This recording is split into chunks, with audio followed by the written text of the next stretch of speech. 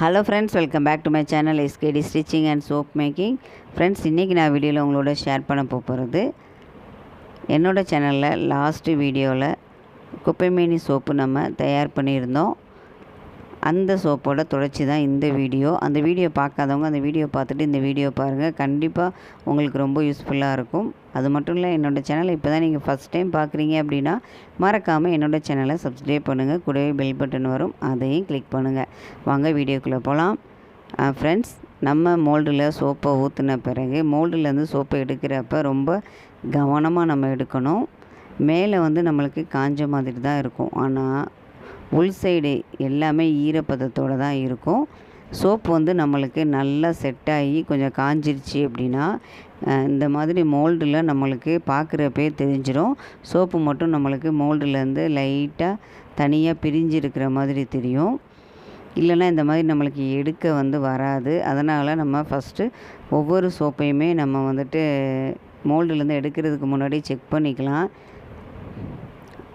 ஏன் செக் பண்ணுறோம் அப்படின்னா, நம்ம ஈரப்பதத்தோடு எடுத்துட்டோம் அப்படின்னா சோப்போட ஷேப்பே நம்மளுக்கு மாறிடும். அது மட்டும் இல்லை, அடியிலலாம் பார்த்திங்கன்னா டிசைன் எல்லாம் இருந்துச்சு அப்படின்னா அது எல்லாமே நீட்டாக வராது. அதனால் நல்லா காஞ்ச பிறகு தான் நீங்கள் மோல்டுலேருந்து எடுக்கணும். இந்த மாதிரி நம்ம மோல்டில் எடுக்கிறப்ப எவ்வளோ ஈஸியாக வருதுன்னு பாருங்களேன். அருமையாக இருக்கு இல்லையா அந்த சோப்பு. ஆல்ரெடி நான் என்னோடய வீடியோவில் நான் ஃபஸ்ட்டு இதுக்கு முன்னாடி உள்ள வீடியோவில் நான் சொல்லியிருப்பேன். 2 ஹவர்ஸில் நம்மளுக்கு சோப்பு மோல்டில் ஊற்றின உடனே ரெடி ஆயிடுச்சு. ஆனால் நான் மோல்டுலேருந்து சோப்பை எடுக்கலை. நாள் நைட்டு இந்த சோப்பு மோல்டில் ஊற்றுனேன். அடுத்த நாள் நைட்டு தான் இந்த மோல்டுலேருந்து நான் இந்த சோப்பை எடுக்கிறேன். சோப்பு நம்ம காயறதுக்கு நம்ம கொஞ்சம் டைம் விட்டோம் அப்படின்னா சோப்பு ரொம்ப அருமையாக மோல்டுலேருந்து எடுக்கிறதுக்கு வரும். அது மட்டும் இல்லைங்க, நம்ம சோப்பு செய்ய எடுக்கிற அளவுகள் எல்லாம் சரியான முறையில் இருந்துச்சுன்னா நம்மளுக்கு சோப்பு அருமையாக சூப்பராக நம்மளுக்கு மோல்டுலேருந்து எடுக்க வரும். ஏதாவது அளவுகள் மாறி இருந்துச்சு அப்படின்னா, கொஞ்சம் தண்ணி ஏதாவது கூடிருச்சு அப்படின்னா சோப்பு கொல கொலன்னு ஆயிரும். சில நேரங்களில் அந்த தவறுகளும் வரும்.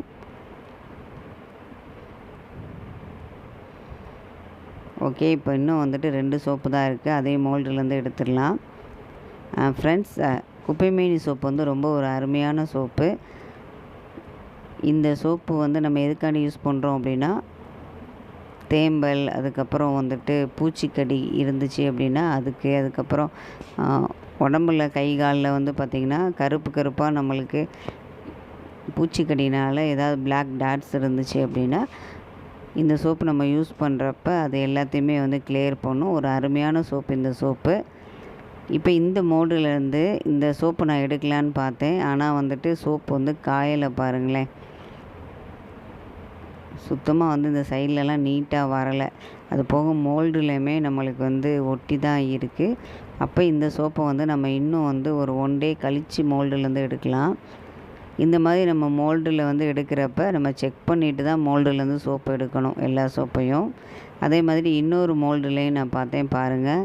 அடியில் நம்மளுக்கு இன்னும் காயலை, மேலே மட்டும்தான் காஞ்சிருக்கு. ஓகே, இன்னும் காயலை.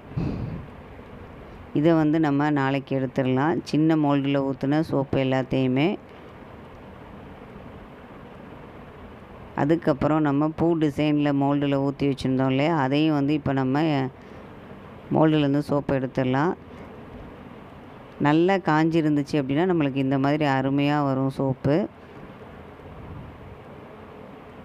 பாருங்கள் எவ்வளோ அழகாக வருதுன்னு பாருங்களேன். சூப்பராக வருதா?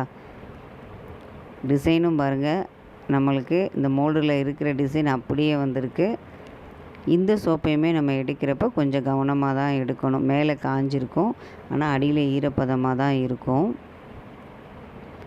அப்படி நம்ம எடுக்கிறப்ப ஏதாவது இந்த டிசைனில் ஒரு சின்ன தவறுகள் வந்துடுச்சு அப்படின்னா இந்த ஈரத்தன்மையோடு இருக்கிறப்பே நம்ம அதை கொஞ்சம் சரி பண்ணிடலாம்.